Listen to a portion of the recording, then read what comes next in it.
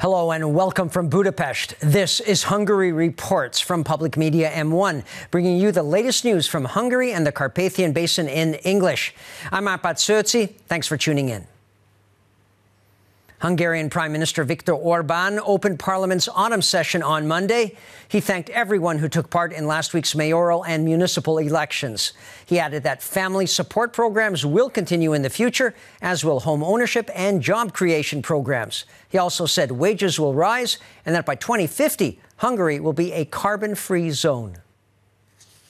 The turnout ratios show that Hungarians continue to stand by the precepts of democracy and that they believe in the future of Hungary, Viktor Orbán said.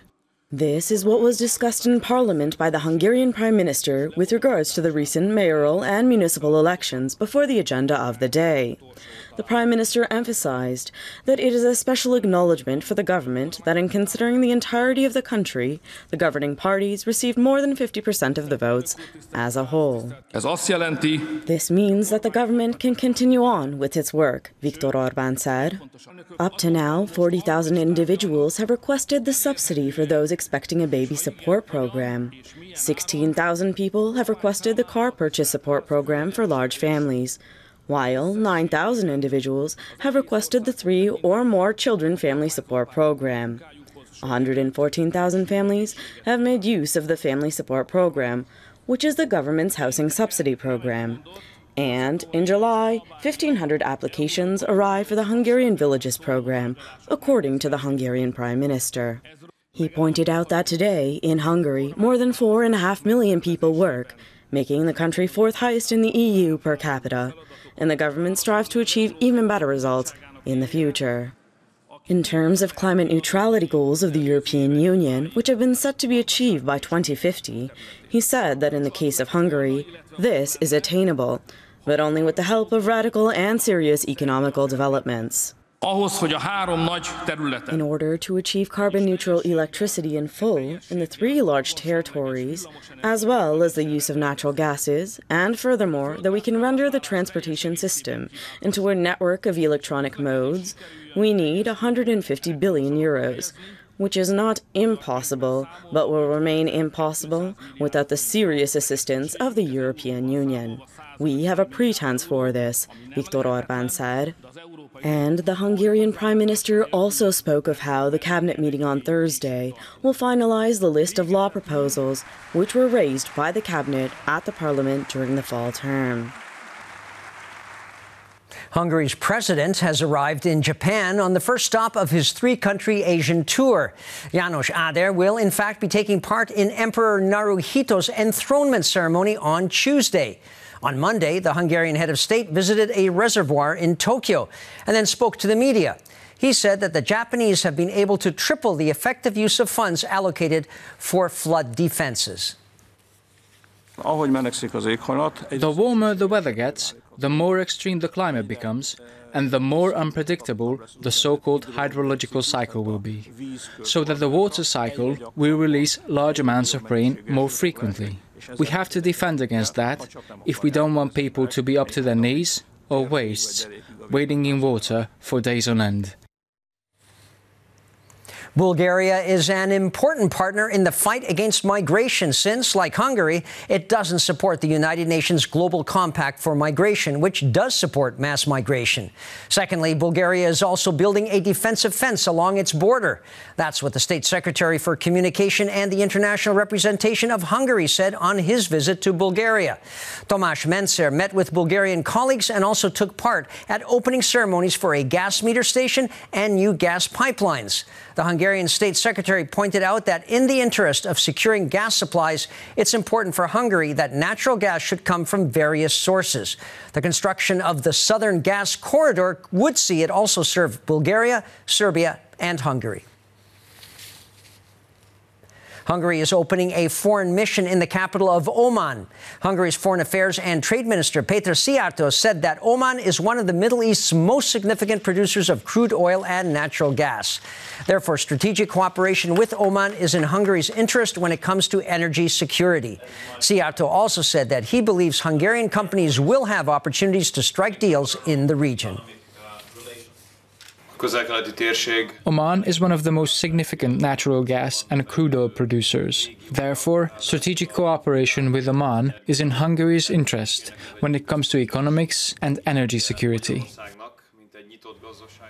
Another train has traveled between Hungary and China. Experience so far has shown that there certainly is a need for this mode of transportation between the two countries, and that it would be worthwhile to even expand on that. That's because Chinese suppliers are constantly filling up containers because of the high demand in Central Europe for their goods. That also has a positive knock-on effect for Hungary as the country becomes a center of distribution for the Chinese. In the past couple of years, more and more freight trains have departed from Budapest to China. The cargo makes a 9,500-kilometer journey from Budapest through Slovakia, the Ukraine, Russia, and Kazakhstan in order to get to the harbor of the Chinese city of Xiamen. Different kinds of cargo arrive from China to Europe. One container contains the amount that 220 freight trains can carry, and speed is of essence. Trains arrive in Europe much faster than ships, in almost a third of the time. Zhou Ji, the first secretary of the Embassy of the People's Republic of China in Hungary, said that from the Chinese perspective, Hungary has a favorable infrastructure. Hungary's Secretary of State for Transport Policy said that the goal is for our nation to be the distributing center for the import and export of goods from the Far East.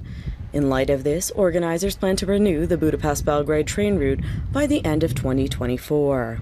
The Budapest-Belgrade train route will be the fastest course from Greece to the heart of Europe, after drawing on Chinese loans and through a Chinese-Hungarian shared initiative, László Mosóci said.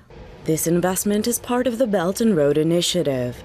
In order to speed up transport, China has been planning to construct a new, novel Silk Route that spans over 65 countries. The M5 Public Broadcasting Cultural Channel will run a very special documentary based on a tragic love affair called I Would Have Liked to Still Live. It's also a mirror on what happened to the country as a result of the failed 1956 Hungarian Revolution against the Soviet Union, which will be marked on Wednesday, October 23rd, a national holiday in Hungary. Drága kicsim, tudod, hogy szeretlek, és hogy soha egy pillanatig sem bántam. My little one, you know that I love you. Edina Csizmár's new documentary, entitled I Would Have Liked to Still Live, is based on a love story from the 1950s that has been unknown until this time. The documentary highlights the grim experiences of the era. Two young people, Ákos Tumbász and Marian Forró, serve as the protagonists of the documentary. Their hardships are displayed to the viewer and how history influenced their lives and essentially destroyed them. The film also touches on how their story finishes in our day and age. In Ákos's goodbye letter, which he wrote to his mother and Marian, he composed the following. I would have liked to still live, Zsuzsanna Borvendék says in the film. Marianna Forró, who was more than 90 years old, passed away in September. She didn't speak about the story for many years. She also spent 2 years in prison because of the forbidden border crossing. The family didn't really know about the story until recent years, and this is revealed in the film, how they convey the story to the family. Edina Csizmár said. This special documentary of the network can be viewed on Public Media's M5 channel on October the 23rd at 9 p.m. On this day, several thematic shows will air.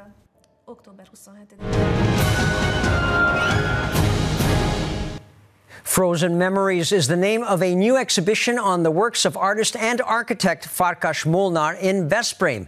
Molnár was a member of the Bauhaus movement in the 1920s. He studied under Walter Gropius and then produced some of his greatest works in Budapest, both as an artist and architect. On the 100th anniversary of Bauhaus, you can catch the exhibition at the Art House.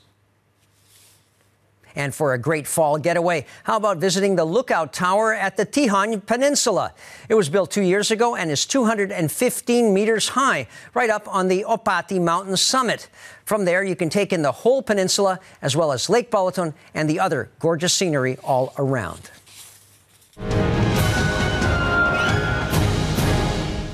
And that's all for now. But we'll be back again the next night live right after the news in Hungarian at 11 p.m. local time. You can also catch us in repeats and online. Please stay tuned now, if you can, for our new shows in German, Russian, and Chinese. Thanks very much for watching, and minden jót.